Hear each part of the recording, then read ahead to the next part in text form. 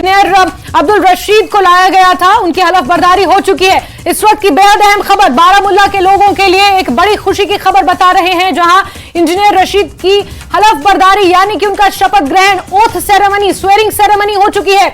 बड़ी खबर बता रहे हैं आपको, बारामूला के लोगों की नुमाइंदगी अब वो बाज़ाब्ता तौर पर संसद भवन में कर सकेंगे, उनकी आवाज को उठा सकेंगे। हालांकि उससे पहले एक प्रक्रिया से उन्हें गुजरना पड़ेगा। हर बार अंतरिम जमानत के लिए उन्हें याचिका लगानी पड़ेगी और अगर वो किसी कारणवश मौजूद नहीं रहते हैं तो स्पीकर को उन्हें इस बात की जानकारी देनी होगी। लेकिन इससे पहले बड़ी खबर आपको बता दें कि इंजीनियर रशीद ने एक भारी जीत बारामूला से दर्ज की थी और अब उनकी हलफ बर्दारी हो चुकी है। इंजीनियर रशीद ने बतौर सांसद शपथ ग्रहण कर ली है। इस दौरान उनके बच्चे उनके साथ मौजूद थे, असरार अबरार, जिन्होंने इंजीनियर रशीद के लिए जमकर एक कैंपेन चलाया बारामूला में। नॉर्थ कश्मीर की महत्वपूर्ण सीट जहां से उमर अब्दुल्ला को शिकस्त देकर इंजीनियर रशीद ने जीत दर्ज की है। आज उनकी हलफ बर्दारी हो चुकी है। बड़ी खबर, बड़ा अपडेट आपको दे रहे हैं। इंजीनियर रशीद ने शपथ ग्रहण कर ली है। अब वो बाज़ाब्ता तौर पर सांसद हो गए हैं बारामूला सीट से।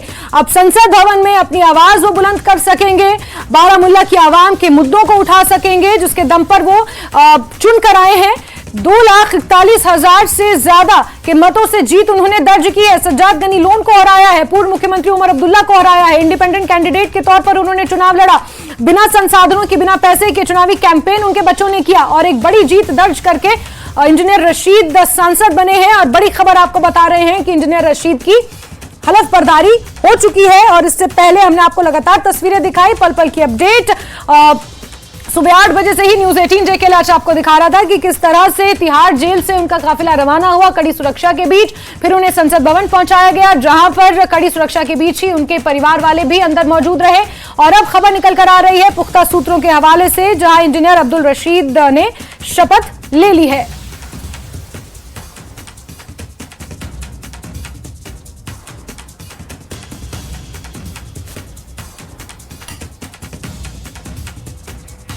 खुर्रम मौजूद हैं। खुर्रम, शपथ ले ली है इंजीनियर रशीद ने?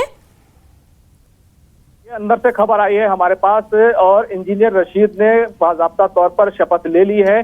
उनसे पहले अमृतपाल जो हैं, जो पंजाब के मेंबर ऑफ पार्लियामेंट हैं, उन्होंने उनसे पहले हलफ दिया, उन्होंने शपथ लिया और उसके बाद अब्दुल रशीद ने वहां पर शपथ ली। उनके जो फैमिली मेंबर्स हैं, उनके दोनों बेटे और उनकी बेटी, वो सभी लोग मौजूद हैं। पार्टी के जो कार्यकर्ता हैं वो जो पार्लियामेंट के बाहर मौजूद हैं। तो ये पूरे तौर से कंफर्म खबर है और उन्होंने शपथ ले ली है। तो कहना चाहिए कि एक तरीके से जो कानूनी लड़ाई कि इंजीनियर रशीद ने जो शुरुआत की थी और उन्होंने लगातार जो है गुहार लगाई थी कि उन्हें शपथ लेने दी जाए, उन्हें हलफ लेने दिया जाए, तो आज वो मेंबर ऑफ पार्लियामेंट हो गए हैं। अब वो बारामूला के लोगों के नुमाइंदे हैं, उनको तमाम सहूलियात और तमाम चीजें मिलेंगी। तो ये एक बड़ी खबर है जम्मू कश्मीर की सियासत में। एक जिस तरीके से उन्होंने इंतखाब जीता था उमर अब्दुल्ला को, जिस तरीके से उन्होंने तकरीबन 2,41,000 से ज्यादा जो है वोट उनसे ज्यादा हासिल किए थे, वो एक बड़ा अहम पहलू था। और कुल मिलाकर कहें तो आज ये बड़ी खबर है। पार्टी के जो लीडर्स हैं वो अंदर मौजूद हैं, पार्लियामेंट के अंदर मौजूद हैं और बिल्कुल हम उनसे भी बातचीत करेंगे। लेकिन अभी की जो बड़ी खबर है वो ये है कि जिस तरीके से उनके ऊपर जो तमाम तरह के इल्जामात थे, उसके बावजूद उन्होंने चुनाव लड़ा और चुनाव जीते, वो तमाम चीजें अब कहीं ना कहीं एक तरीके से सेटल हो गई हैं।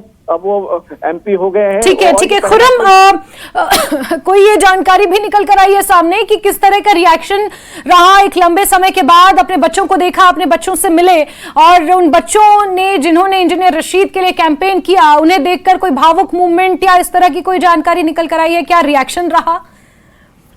देखिए, अभी सिर्फ एक लाइन की ये बहुत बड़ी खबर थी, सिर्फ वो सामने आई है। जाहिर सी बात है, जब कोई इतने वक्त से जेल में हो और उनके बेटों की मेहनत हो कंपनी के अंदर, तो कितनी खुशी की बात होती है, एक भावुक लम्हा होता है। और अदालत ने भी इसी जो है जज्बाती पहलू की वजह से उनकी फैमिली के लोगों को इजाजत दी थी कि वो वहां पर मौजूद हो सकते हैं, रह सकते हैं, वहां पर देख सकते हैं कि किस तरीके से वो मेंबर ऑफ पार्लियामेंट चुने जा रहे हैं। अबरार हैं, असरार हैं, उनकी बेटी है। तो ये काफी अहम जो है एक जो है मानवीय पहलू होता है, इंसानी पहलू होता है। हालांकि उनसे ये जरूर कहा गया था कि आप हर तरीके से जो है मीडिया से दूर रहेंगे और किसी मोबाइल फोन का इस्तेमाल नहीं करेंगे, तमाम चीजें अपनी जगह।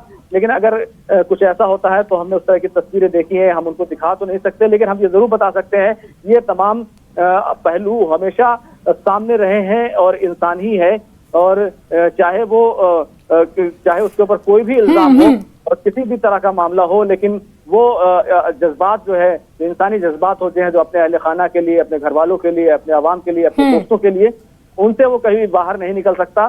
तो ये एक जरूर है, और इस तरह की तमाम चीजें जो है जरूर हुई होंगी, ये हम कह सकते हैं। और लेकिन अगर इसका एक बड़ा रुख अगर आप देखें तो जम्मू कश्मीर की सियासत को, वहाँ के की जो पॉलिटिकल पार्टीज को एक बड़ा मैसेज गया है कि किस तरीके से अवाम का फैसला जो है वो सब पर भारी हो सकता है। बिल्कुल खुर्रम, अब इसके आगे कितना समय लगेगा, इसके आगे कितना समय लगेगा कि वो संसद से बाहर आएंगे, क्योंकि 2 ही घंटे की उन्हें हिरासती पैरोल दी गई थी, फिर संसद से बाहर आएंगे, फिर दोबारा उसी कड़ी सुरक्षा के बीच उन्हें तिहाड़ जेल पहुंचाया जाएगा। तो इसमें कितना समय जाएगा शपथ ग्रहण करने के बाद, फॉर्मेलिटीज पूरी करने के बाद जब बाहर आएंगे? देखिए 2 घंटे का वक्त दिया गया था, लेकिन साथ ही साथ ये भी कहा गया था अगर थोड़ा बहुत वक्त कम ज्यादा भी होता है तो उतना वक्त लगेगा, क्योंकि इसमें अहम पहलू ये था कि NIA की तरफ से जिस तरीके से कहा गया था कि वो